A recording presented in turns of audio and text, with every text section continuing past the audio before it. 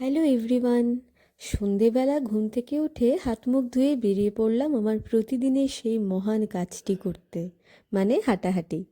মনে মনে ঠিক করেছি আজ কিন্তু খুব ডিসিপ্লিনড হব, কিন্তু রাস্তা ধরতেই বুঝলাম এ তো একেবারে লোভের মেলা বসেছে।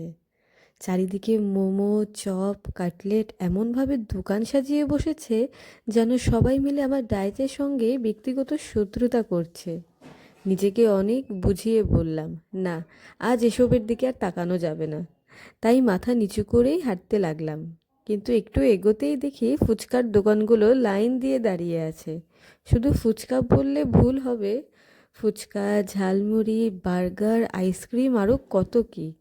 কেমন করে যেন নিজেকে সামলে হাঁটতে হাঁটতে পৌঁছে গেলাম আমাদের শহরের নতুন খোলা এই কাপড়ের মলটিতে। দেখলাম বেশ সুন্দর সুন্দর কালেকশন আছে, আরেকদিন সময় নিয়ে ঠিক ঘুরে দেখব। কিন্তু ফেরার সময় দুর্ঘটনাটা ঘটেই গেল।